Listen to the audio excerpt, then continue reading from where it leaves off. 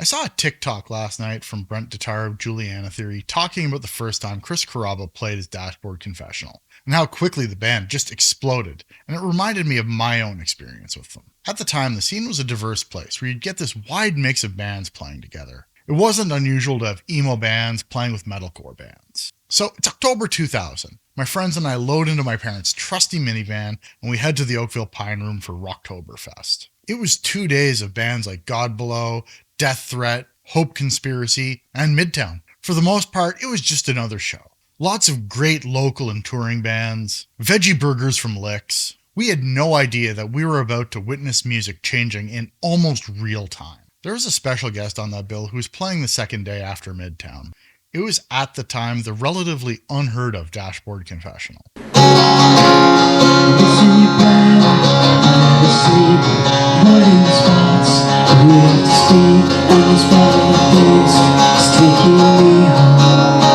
A lot of hardcore kids had started to filter out during Midtown, so by the time Chris hit the stage as Dashboard Confessional with just an acoustic guitar, most of the crowd had already left. He ended up having some accompaniment on a couple of tracks, but it was mostly just him playing to a room full of kids, sitting on the floor, totally engrossed in what they were experiencing. It felt like there were maybe 50 people there to see this, and it was totally magical. I've been listening to Swiss Army Romance religiously since that night. The album is stripped back, raw acoustic, and these intense personal lyrics, which makes sense if you watch interviews with Chris talking about how this album originally came together. I understand that this wasn't their biggest album, but there was something about its heartfelt, honest, intimate approach that just makes it resonate in a way that later albums just can't replicate.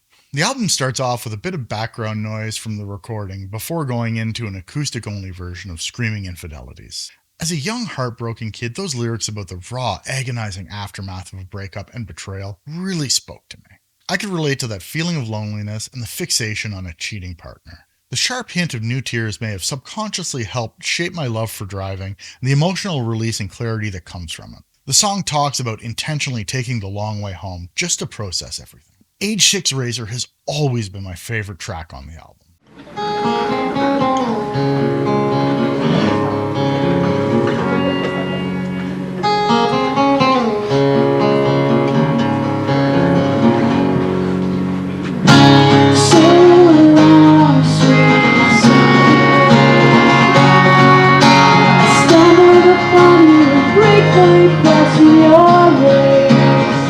The intro just hit different from the first listen. The call and the return with the female vocals, the soft flowing piano, and the lyrics about giving your best and then feeling like it just not being good enough. And Again I Go Unnoticed was the first song I learned to play in an open tuning on guitar. And to me, this version of the song always felt different. Even though it's just guitar and vocals, it feels so much bigger than the full band versions that come later. The song was front to back a sing-along.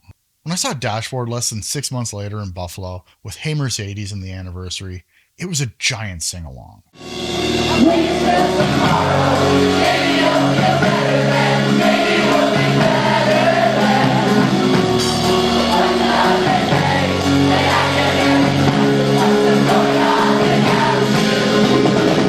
Even at the time, to me, it felt like Dashboard should have been headlining. Trying to find the details for this show, I came across somebody's old blog talking about how Dashboard stole the show that night. This was one of those rare albums that you could put on and listen to start to finish, over and over.